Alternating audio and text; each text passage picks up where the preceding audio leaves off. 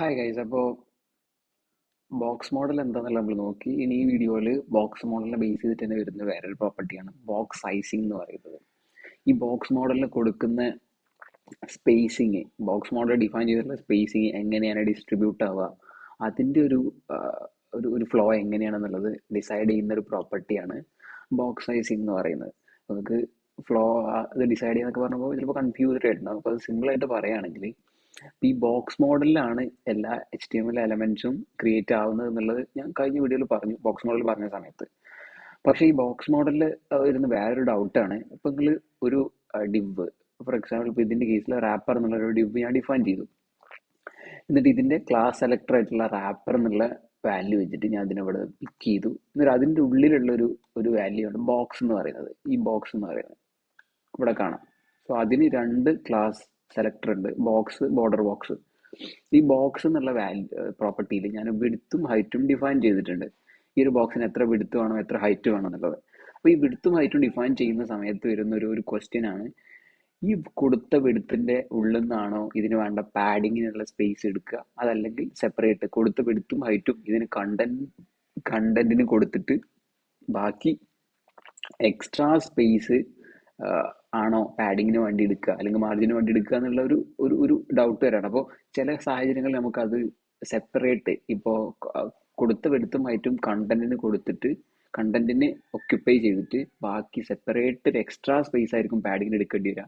ചില സാഹചര്യങ്ങളിൽ നേരെ തിരിച്ചായിരിക്കും, കൊടുത്ത വെടുത്തിന് ഹൈറ്റിന്റെ ഉള്ളിൽ നിന്നായിരിക്കും പാഡിങ്ങിന് വേണ്ട സ്പേസ് എടുക്കേണ്ടി വരിക. അപ്പോൾ ഈ രണ്ട് രീതിയിൽ ഒരു ഡിവിനെ സ്ട്രക്ചർ ചെയ്യാൻ വേണ്ടി യൂസ് ചെയ്യുന്ന പ്രോപ്പർട്ടിയാണ് ബോക്സ് സൈസിങ് എന്ന് പറയുന്നത്. ഇതിൽ ഫസ്റ്റ് ബോക്സ് സൈസിങ്ങിനുള്ള രണ്ട് വാല്യൂസ് ആണ്, കണ്ടന്റ് ബോക്സും ബോർഡർ ബോക്സും. ഡീഫോൾട്ട് ആയിട്ട് HTML എല്ലാ എലമെന്റ്സിനും ബോക്സ് സൈസിങ് കണ്ടന്റ് ബോക്സ് ആണ്. അപ്പോൾ കണ്ടന്റ് ബോക്സ് എന്താണെന്നുള്ളത് ഇനീഷ്യലി നമുക്ക് നോക്കാം. ഇതൊരു കണ്ടന്റ് ബോക്സ് ആണ്. ഇപ്പോൾ കണ്ടന്റ് ബോക്സ് എടുത്തു കഴിഞ്ഞാൽ ഇപ്പം ഇത് കാണുമ്പോൾ ഇതിന്റെ ബോക്സ് മോഡലിലോട്ട് പോയി കഴിഞ്ഞാൽ മനസ്സിലാവും, ഇതിന്റെ വിഡ്ത്തും ഹൈറ്റും 100 പിക്സലാണ് കൊടുത്തിട്ടുള്ളത്. അപ്പോൾ ഇതിന്റെ കോണ്ടന്റിന് കറക്റ്റായിട്ട് 100 പിക്സൽ ഒക്യുപ്പൈ ചെയ്ത് വെച്ചിട്ടുണ്ട്. നെക്സ്റ്റ് പാഡിങ്ങിന് വേണ്ട സ്പേസും ബോർഡറിന് വേണ്ട സ്പേസും മാർജിന് വേണ്ട സ്പേസും സെപ്പറേറ്റ്, ഈ ഒരു കൊടുത്ത വിഡ്ത്തിനും ഹൈറ്റും അല്ലാതെ സെപ്പറേറ്റ് സ്പേസ് എടുത്തിട്ടാണ് അത് ക്രിയേറ്റ് ചെയ്തിട്ടുള്ളത്. ആ സ്പേസ് പാഡിങ്ങിന് വേണ്ടി സെപ്പറേറ്റ് സ്പേസ് എടുത്തിട്ടുണ്ട്, ബോർഡറിന് വേണ്ടി സെപ്പറേറ്റ് സ്പേസ് എടുത്തിട്ടുണ്ട്, മാർജിന് വേണ്ടി സെപ്പറേറ്റ് സ്പേസ് എടുത്തിട്ടുണ്ട്. അങ്ങനെയാണ് ഈ എലമെന്റ് ക്രിയേറ്റ് ചെയ്തത്. അപ്പോൾ കണ്ടന്റ് ബോക്സ് ആയിട്ട് ഒരു എലമെന്റ് ക്രിയേറ്റ് ചെയ്യുന്ന സമയത്ത് പാഡിങ്ങിനും ബോർഡറിനും മാർജിനും സെപ്പറേറ്റ് സ്പേസ് എടുക്കുക ചെയ്യുക. നിങ്ങൾ കൊടുത്ത വിഡ്ത്തിനോ ഹൈറ്റിനോ സ്പേസ് കുറച്ചിട്ടല്ല, അതിന് എടുത്തിട്ടല്ല പാഡിങ്ങും മാർജിനും വേണ്ടി ഒക്യുപ്പൈ ചെയ്യുന്നുണ്ടാവുക. അതാണ് കണ്ടന്റ് ബോക്സ് എന്ന് പറയുന്നത്. സോ ബോർഡർ ബോക്സ് എന്ന് പറഞ്ഞാൽ നേരെ തിരിച്ചാണ്. ബോർഡർ ബോക്സിൽ വരുന്ന സമയത്ത് ടോട്ടലി കൊടുത്ത 100 പിക്സലിൽ നിന്ന് പാഡിങ്ങിന് വേണ്ട സ്പേസ് കുറക്കും, ബോർഡറിന് വേണ്ട സ്പേസ് കുറക്കും. പക്ഷെ ഒരിക്കലും മാർജിന് വേണ്ട സ്പേസ് വിടുത്തുന്നോ ഹൈറ്റുന്നോ എടുക്കൂല. കാരണം അത് ഒരു സെപ്പറേറ്റ് പുറത്തുള്ള ഒരു വാല്യൂ ആയതുകൊണ്ട് തന്നെ, പുറത്തേക്കുള്ള സ്പേസിങ് ആയതുകൊണ്ട് തന്നെ അത് സെപ്പറേറ്റ് പുറത്തുനിന്നുള്ള സ്പേസിങ് ആയിട്ട് യൂസ് ചെയ്യും. ബാക്കി അതിൻ്റെ മാർജിനും അതേപോലെ അല്ല പാഡിങ്ങിനും ബോർഡറിനും വേണ്ട സ്പേസിങ് ഈ കൊടുത്ത എലമെന്റിന്റെ സ്പേസിംഗ് എന്നായിരിക്കും എടുക്കുന്നുണ്ടാവുക. ഫോർ എക്സാമ്പിൾ ഇതിലിപ്പോൾ 55 പിക്സലാണ് കണ്ടന്റിന് വന്ന വിഡ്ത്തും ഹൈറ്റും. പക്ഷെ നമ്മൾ കൊടുത്തിട്ടുണ്ടായിരുന്ന 100 പിക്സലാണ്. അത് കുറയാനുള്ള റീസൺ എന്താ വെച്ചിട്ടുണ്ടെങ്കിൽ രണ്ട് സൈഡിലും 20 പിക്സൽ പാഡിങ് പോയിട്ടുണ്ട്. അതേപോലെ 2.4 എന്നുള്ള രീതിയിൽ ബോർഡറിനുള്ള സ്പേസിങ്ങും പോയിട്ടുണ്ട്. അപ്പൊ ഇതാണ് ഇതിന്റെ 100 പിക്സലിൽ നിന്ന് കുറച്ചത് കൊണ്ടാണ് ഇതിന് കോണ്ടന്റിനുള്ള സ്പേസ് 55 പിക്സലായിട്ട് കുറയാനുള്ള റീസൺ.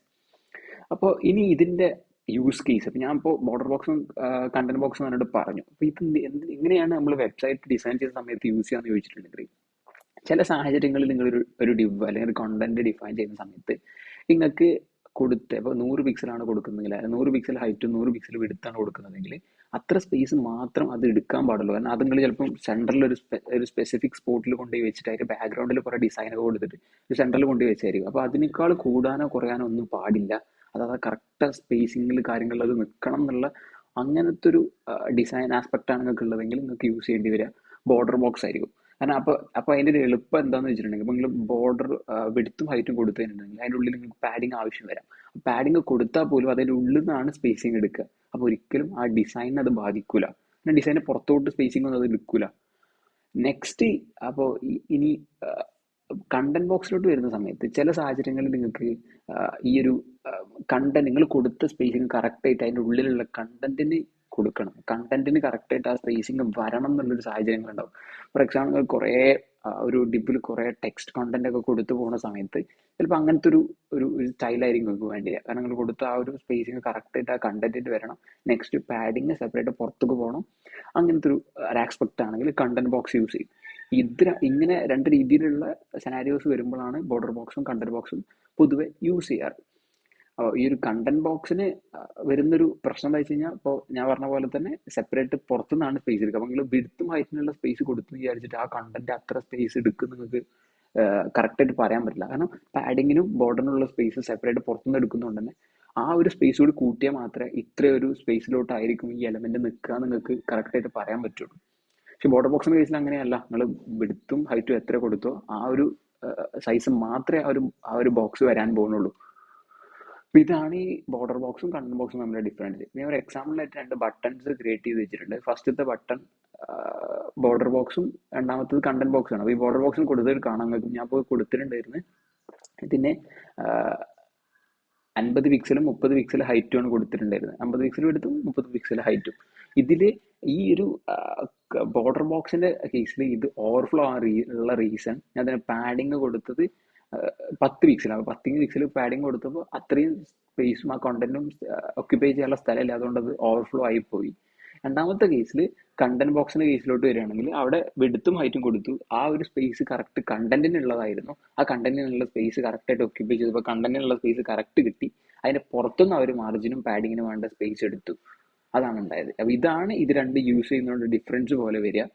ഇത് കൂടുതലായിട്ട് ഇത് റിഫ്ലക്റ്റ് ആവുക ഈ വിഡ്ത്തും ഹൈറ്റും യൂസ് ചെയ്യുന്ന സമയത്ത് മാത്രമാണ്. അപ്പോൾ ഇത് ഭൂരിഭാഗം ഈ പ്രൊഫഷണലായിട്ട് ഡെവലപ്പേഴ്സിനെ പോലും ഇതെന്താ ഈ പ്രോപ്പർട്ടീസ് എന്ന് അറിയില്ല. സോ ഇത് ക്ലിയർ ആക്കി വെക്കുക. ഇതിനെക്കുറിച്ച് കൂടുതൽ ഡിസ്കസ് ചെയ്യാൻ അറിയാൻ താല്പര്യമുള്ള ആളുകൾക്ക് ചെക്കൗട്ട് ചെയ്യാനുള്ള ലിങ്ക് ഡിസ്ക്രിപ്ഷൻ ബോക്സിൽ കൊടുത്തിട്ടുണ്ടാകും. സോ അതൊക്കെ ഒന്നുകൂടി വായിച്ചു നോക്കിയാൽ കുറച്ചുകൂടി ഒരു ക്ലാരിറ്റി കിട്ടും. എന്തെങ്കിലും ഡൗട്ട്സ് ഉണ്ടെങ്കിൽ കമന്റ് ബോക്സിൽ ചോദിക്കുകയും ചെയ്യും. സോ ഇത്രയേ ഉള്ളൂ ഈ വീഡിയോയിൽ. നെക്സ്റ്റ് വീഡിയോയിൽ ഇപ്പോൾ ഇതിൽ നിങ്ങൾ കുറേ ആൾക്കാർ 1-2 വീഡിയോ ആയിട്ട് കാണുന്നുണ്ടാവും പിക്സൽ എന്നുള്ള പ്രോപ്പർട്ടി. ഇതൊരു യൂണിറ്റ് ആണ് CSS യൂസ് ചെയ്യുന്നത്. ഇതേപോലെ പല പല യൂണിറ്റുകളും CSS ഉണ്ട്. റം, EM, BM, അങ്ങനെ കുറേ യൂണിറ്റുകൾ. അപ്പോൾ ആ യൂണിറ്റുകളൊക്കെ എന്താ, അതെങ്ങനെ യൂസ് ചെയ്യുക, എപ്പോഴാണ് അത് യൂസ് ചെയ്യേണ്ടത്, ഇങ്ങനത്തെ കാര്യങ്ങളൊക്കെ നെക്സ്റ്റ് വീഡിയോയിൽ നോക്കാം. So thanks.